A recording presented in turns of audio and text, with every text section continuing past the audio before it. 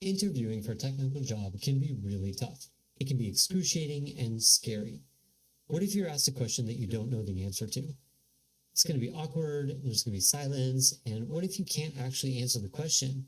Are you even going to get the job if you can't? So you definitely need to prepare, but what do you need to know? Do you need to know dynamic programming, linked lists? What's the difference between a stack and a queue? What questions are you going to be asked in the interview? Well, today, let's walk through one of the most common questions asked in a technical interview setting. Given an integer, reverse the digits. For example, let's take the number 193 and convert it to 391.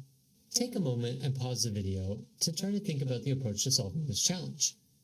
We'll be here when you get back. One hint though, you can't turn it into a string, it just won't work. My name is Ari, I'm an author of a bunch of technical textbooks and I teach technical topics from hardware to software all around the world. On this channel, we focus on tech, specifically tutorials, walkthroughs, and exciting things that are coming up in the tech community. If that is something you're interested in, hit the subscribe button. Okay, let's break down the problem. We don't have to worry about decimal points or bad input. Of course, it's always a good idea to clarify any assumptions that you're making with your interviewer. That'll get you bonus points. Another assumption that we're making in this problem is that we're dealing with base 10 numbers. Your interviewer might ask how you do it with non-base 10 numbers, and the solution that we're answering with today will be adaptable to the base that you're working with. Let's recall what an integer is. It's just a number that has a value, in our case, of base 10, 0 through 9, and a place value. In our example, 193 has 3 numbers, where the least significant number, 3, has a place value of 1, 9 has a place value of 10, and 1 has a place value of 100. Another way that we can write the number 193 is by multiplying the value by its place value and adding it to every subsequent digit. With that knowledge, we can simplify the problem and think about each number as a stack of numbers. With a stack of numbers, we can take each number, pop it off, multiply it by its place value, and add it to the reverse result.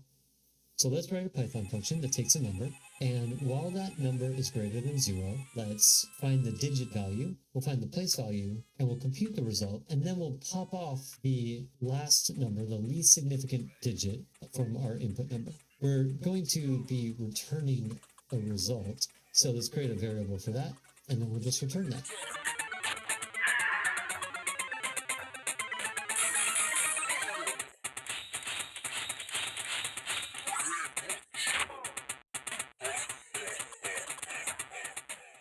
This works for non-negative numbers. What about those pesky negative ones? Well, how do you take a positive number and make it negative?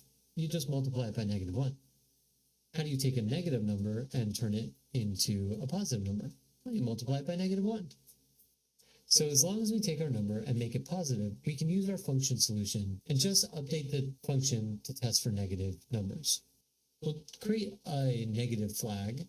If the number that we're given is negative, we'll convert that negative flag to -1, and then we'll turn our negative input to a positive number. Then at the end of the function, we'll return not just the result, but the result times the negative flag.